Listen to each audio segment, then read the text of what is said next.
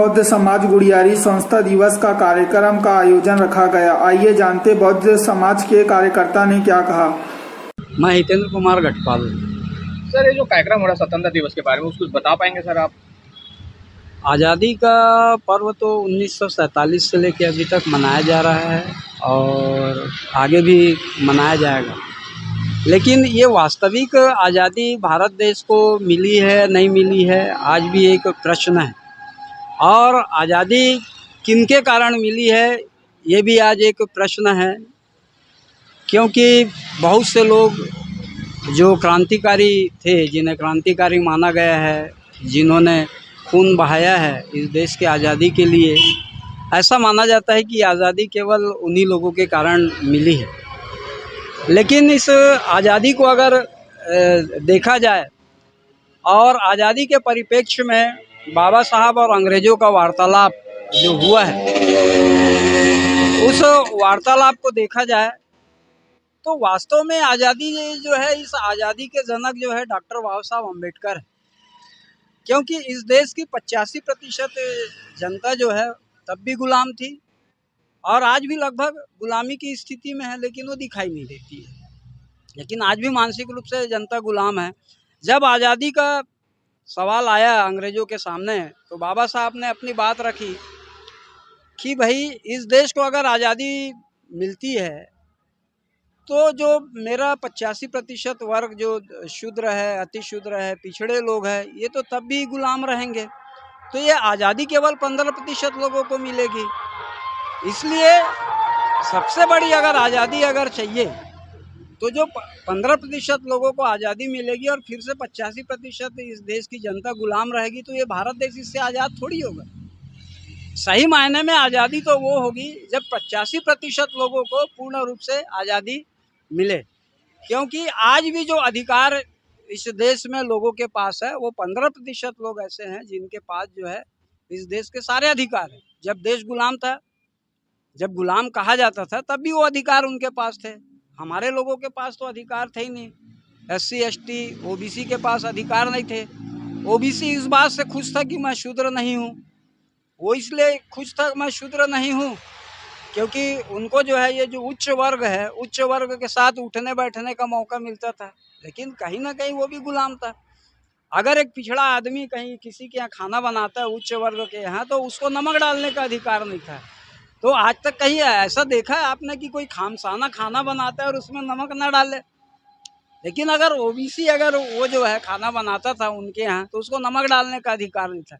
इसका मतलब ये है कि कहीं ना कहीं मानसिक रूप से तो गुलाम था। और बाबा साहब ने बात अंग्रेजों के सामने रखी कि जब तक मेरा 85% वर्ग आज़ाद नहीं होता, तब तक इस भारत की आज़ादी का कोई मतलब नहीं है। और अगर जहाँ पर मेरे लोगों की बात आएगी तो मैं सारी चीज़ छोड़ के अपने लोगों के साथ खड़ा हूँगा। और बाबा साहब ने इसको लेके अंग्रेज़ों के सामने बहुत बड़ी बात रखी और साइमन कमीशन आया। साइमन कमीशन का उच्च वर्गीय लोगों ने विरोध किया, लेकिन बाबा साहब ने साइमन कमीशन का स्वागत करते हुए साइमन कमीशन के सामने फिर से आज़ादी की बात रखी। और तब ये डिसाइड हुआ कि इस देश का पहले जो है संविधान डिसाइड किया जाए कि संविधान के अंतर्गत जो है इस देश की आज़ादी कैसे होगी। तो उसके लिए एक संविधान जो है मोतीलाल नेहरू जी के द्वारा लिखा गया, उसको भी रिजेक्ट कर दिया गया। एक सप्रू करके थे, उनके द्वारा भी लिखा गया था, उसको भी रिजेक्ट कर दिया गया था। और जब संविधान बनाने की बात आई तो हमारे देश के लोग जो है अंग्रेजों के पास ही गए थे कि आपको भारत का संविधान बनाना है। लेकिन मुझे भी उनका नाम याद नहीं आ रहा है। वो बाबा साहब के साथ भी पढ़े हुए थे और उनको बोला गया कि आपने बहुत सारे देशों का संविधान बनाया, तो भारत का भी संविधान बना दीजिए। तो उन्होंने कहा कि भाई आपके यहाँ एक उच्च शिक्षित व्यक्ति है और वो इस देश का संविधान बड़े अच्छे से बना सकता है, आप उनके पास जाइए। तो उन्होंने पूछा कि कौन है? बोले डॉक्टर बाबा साहब अम्बेडकर हैं, क्योंकि वो बाबा साहब के साथ वो पढ़े थे और बाबा साहब को अच्छे से जानते थे। तब भी बाबा साहब की गिनती विश्व में 5वें महापुरुष के रूप में ली जाती थी जो उच्च शिक्षित थे, है ना। और बाबा साहब ने भी एक अंग्रेजी वायसराय लिनलिथगो को पूछा था कि आप मुझे 500 ग्रेजुएट के बराबर मानते हैं क्या? तो उन्होंने कहा था कि मैं 500 ग्रेजुएट के बराबर आपको मानता हूं। तो जब बाबा साहब को 500 ग्रेजुएटों के बराबर उस जमाने में माना जाता था, जिस जमाने में पूर्ण रूप से अशिक्षा थी। तो सोचिए कि बाबा साहब कितने बड़े विद्वान थे। और बाबा साहब को तब आनंद फानंद में संविधान सभा में ले जा करके उनको संविधान बनाने का काम जो है दिया गया। उनके साथ 6-7 लोगों को और रखा गया, लेकिन वो 6-7 लोग भी जो है वो टिकाऊ नहीं थे। किसी की तबीयत खराब हो गई, कोई मर गया, कोई विदेशों में जाके बस गया, किसी के पास समय नहीं है, तो वो पूरा संविधान बनाने का काम जो है बाबा साहब के ऊपर आया। और बाबा साहब इस देश की विभिन्नता को जानते थे, क्योंकि वो केवल 85% लोगों के ही अगुवा नहीं थे, वो अगुवा तो पूरे इस देश के थे। वो पहले बोलते थे मैं सर्वप्रथम भारतीय हूँ, और भारतीयता उनमें कूट कूट के भरी हुई थी। और भारतीयता कूट कूट के भरी होने के कारण उन्होंने भारत की आज़ादी के लिए बहुत बड़ा काम किया। और संविधान में पूरे भारत में जितने भी लोग रहते हैं सभी के लिए अधिकारों को सुरक्षित किया। लेकिन बाबा साहब को केवल इस बात पे आगे लाया गया कि लोगों के द्वारा बाबा साहब के बारे में कहा गया कि ये केवल SC ST के ही नेता है, लेकिन ऐसा नहीं है।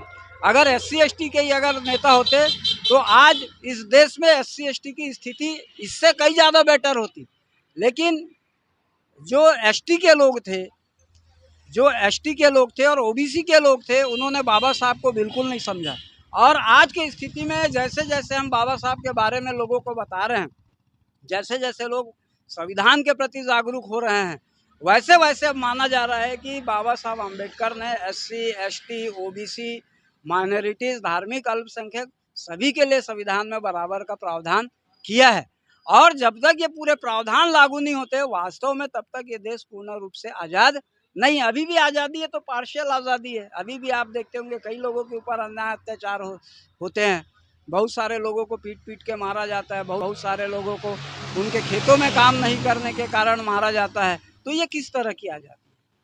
तो ये जो आज़ादी है, ये वास्तव में आज़ादी तभी होगी जब इस देश में जिसकी जितनी संख्या भारी है ना, उसकी उतनी भागीदारी होना चाहिए। तो आज वो भागीदारी नहीं है।